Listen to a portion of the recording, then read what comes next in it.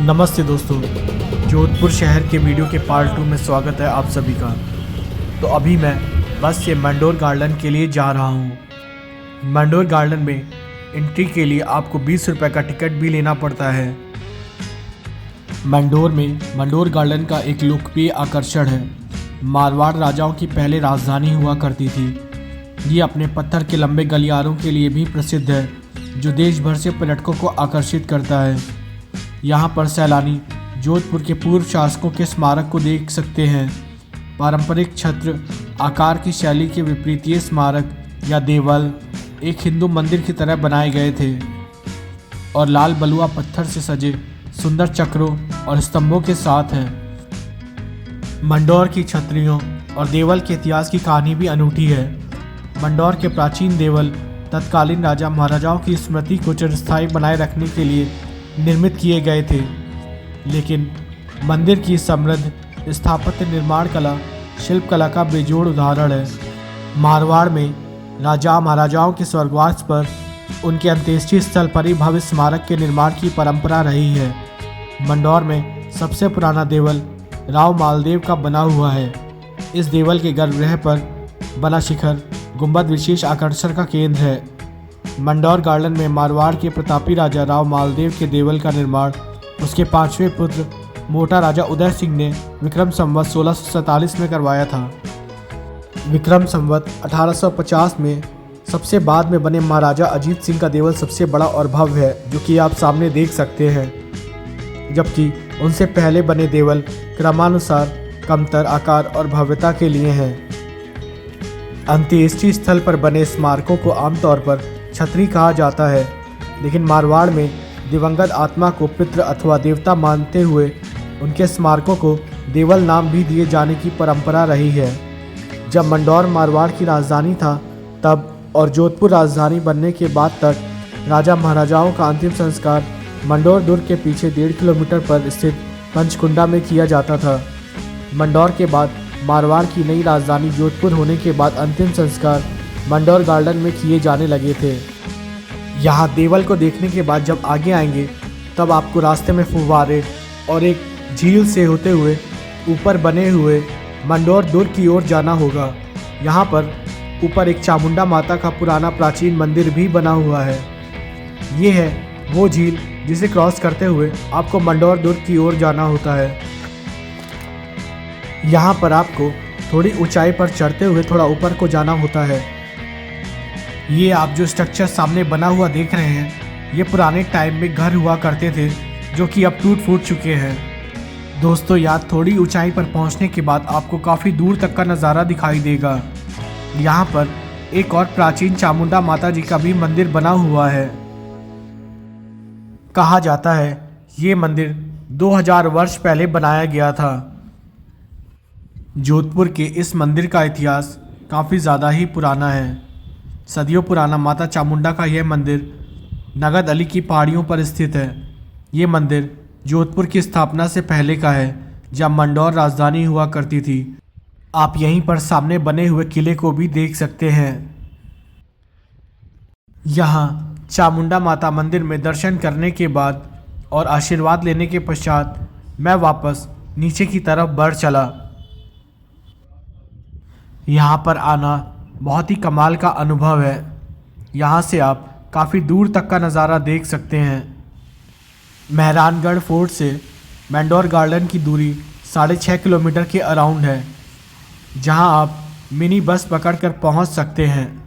ये सारी जितनी भी आप मंदिर नुमा स्ट्रक्चर आप सामने देख रहे हैं, इनमें ये सभी समाधियाँ हैं राजाओं की। मंडौर में राव मालदेव, मोटा राजा उदय सिंह, सवाई राजा सूर सिंह, महाराजा गज सिंह प्रथम, महाराजा जसवंत सिंह और महाराजा अजीत सिंह के देवल देश विदेश के सैलानियों के लिए आकर्षण का केंद्र हैं। प्रत्येक समाधि अद्वितीय है और मारवाड़ राजवंश की स्थापत्य शैली और शिल्प कौशल को दर्शाती है।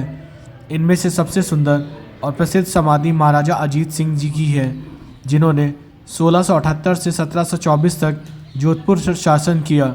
आप सामने देख सकते हैं, यही है महाराजा अजीत सिंह का समाधि स्थल। ले लो उधर आगे। इनकी समाधि 3 मंजिला संरचना है, जिसमें जटिल नक्काशी, खंबे, मेहराब और बालकनियां हैं। और अब यहाँ पर समाधियाँ देखने के बाद अब हम चल रहे हैं एक थंबा महल देखने के लिए। यहाँ पर पूरा का पूरा स्ट्रक्चर ये एक ही स्टोन से बनाया गया है। ये पूरा का पूरा एक बड़ा पत्थर हुआ करता था जिसे काट कर एक 3 मंजिला इमारत बनाई गई है। यहाँ एक थंबा महल के पीछे एक रेस्टोरेंट भी खोला गया है ताकि पर्यटक यहाँ पर भूख लगने पर नाश्ता पानी कर सकें। यहाँ से थोड़ा आगे बढ़ने पर आपको श्री काला गोरा भैरू जी का मंदिर भी देखने को मिलेगा, जहाँ पर लोग पूजा अर्चना करने के लिए आते हैं। यहाँ पर आप गणेश जी, काला जी, गोरा जी के दर्शन आप कर सकते हैं और लोगों में इनकी बहुत मान्यता है। मंदिर के ठीक बगल में आपको देवताओं की साल भी देखने को मिलेगी। यहाँ पर एक पहाड़ को कुरेद कर यहाँ पर देवताओं की प्रतिमा स्थापित की गई है, जो कि आप सामने देख सकते हैं, जो कि अब बंद ग्लासेस के पीछे है। यहीं पर थोड़ा पीछे आने पर आपको मैंडोर का संग्रहालय भी देखने को मिल जाएगा। वास्तुकला विरासत में रुचि रखने वाले किसी भी व्यक्ति के लिए मैंडोर गार्डन एक खूबसूरत उद्यान है जो जोधपुर दौरे पर सभी आयु वर्ग के लोगों को प्रसन्न करता है। यह एक ऐसी जगह है जो इतिहास प्रेमियों को क्षेत्र के इतिहास में झांकने और परिसर के भीतर स्थित कई आकर्षण के माध्यम से इसकी संस्कृति के बारे में अधिक जानने के लिए आमंत्रित करती है। मैंडोर गार्डन देखने के बाद मैं वापस आ गया था मेहरानगढ़ किले के पास, क्योंकि मुझे यहाँ पर घंटाघर के पास लगने वाला शाम का मार्केट भी देखना था। यहाँ पर मैं जब सुबह आया था तो यहाँ पर सारी दुकानें बंद थीं, इसलिए मैं वापस मेहरानगढ़ फोर्ट के पास जा रहा था। इस बार मैं यहाँ पर उमेद पैलेस को देखने के लिए नहीं गया, क्योंकि जब मैं 2019 में जोधपुर आया था तब मैंने उमेद पैलेस देख लिया था और सच बताऊँ तो वहाँ मुझे कुछ भी खास नहीं लगा। वहाँ पर जाना और टाइम वेस्ट करना मुझे बेकार ही लगा। सच बताऊँ तो वो सिर्फ दूर से ही देखने पर अच्छा लगता है, लेकिन अगर आप जाना चाहते हैं उमेद पैलेस तो आप जा सकते हैं। वहाँ पे एक म्यूज़ियम भी बना हुआ है।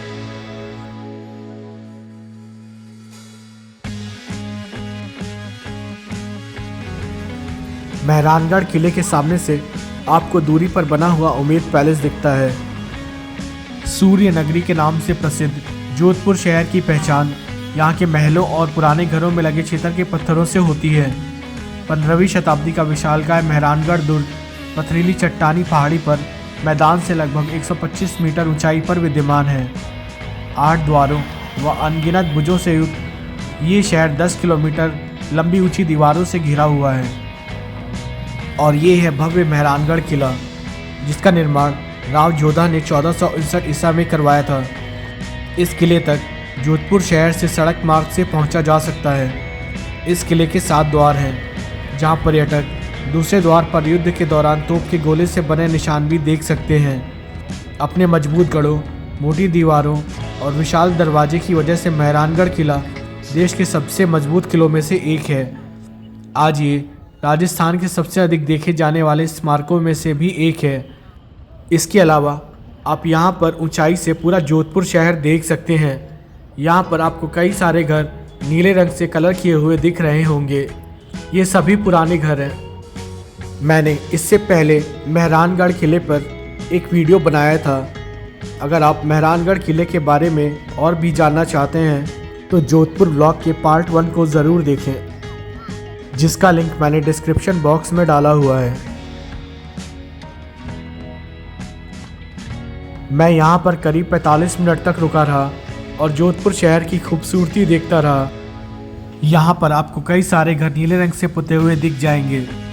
नीले रंग को शांति और शुभकामनाओं का प्रतीक माना जाता है।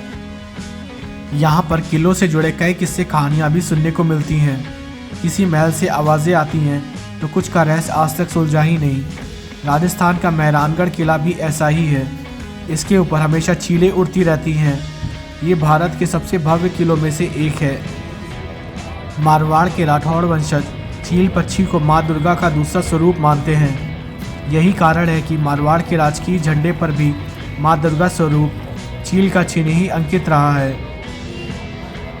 किले के पास मैं करीब 1 घंटा रुका रहा। उसके बाद मैं वापस नीचे आ गया जोधपुर का मार्केट को देखने के लिए। जोधपुर के बाज़ारों में हस्तशिल्प, वस्त्र, मसाले और पारंपरिक राजस्थानी वस्तुएं मिलती हैं। जोधपुर के कुछ प्रमुख बाज़ार काठियावाड़ी बाज़ार, सरदार मार्केट और मोची बाज़ार हैं। यहाँ के बाज़ारों में आपको राजस्थानी आर्टिफैक्ट्स, कालीन, पंखे, ऊन के कपड़े और डिज़ाइनर पर्स भी देखने को मिल सकते हैं। यहाँ के बाज़ारों में आपको बंदेज का कपड़ा, काशीदार की हुई चमड़े, ऊँट की खाल, मखमल आदि की जूतियाँ भी मिल सकती हैं।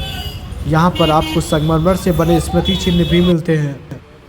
ये गुलाब सागर तालाब एक जल भंडारण सुविधा है जिसे 1788 में महाराजा विजय सिंह की मालकिन गुलाब राय ने बनवाया था। पहले इस क्षेत्र में बावरी नाम से एक अन्य जल स्रोत था जिसे गुलाब सागर जोधपुर में बदल दिया गया था।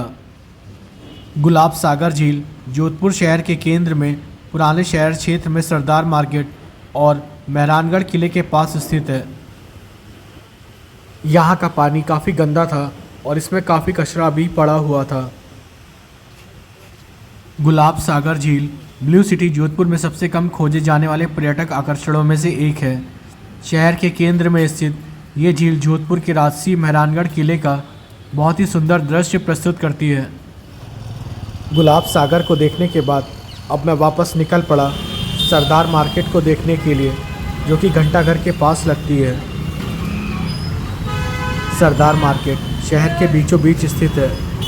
यहाँ पर बीच में भव्य घंटाघर है जिसे महाराज सरदार सिंह ने बनवाया था, जिसके नाम पर इस बाज़ार का नाम पड़ा।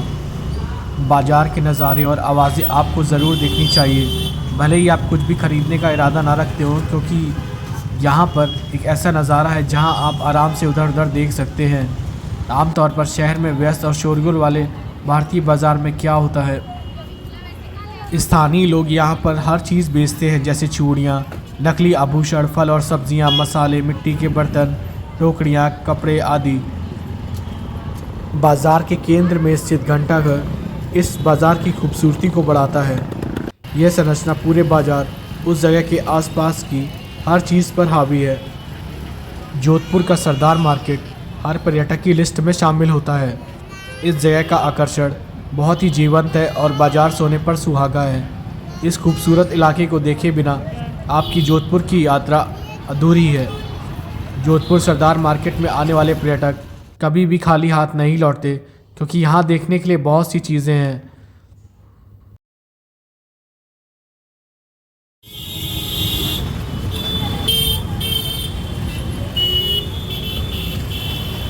मैं सरदार मार्केट करीब 1 से 1.5 घंटा रुका रहा और उसके बाद मैं आ गया वापस रेलवे स्टेशन, क्योंकि अब मुझे यहाँ से निकलना था जैसलमेर के लिए।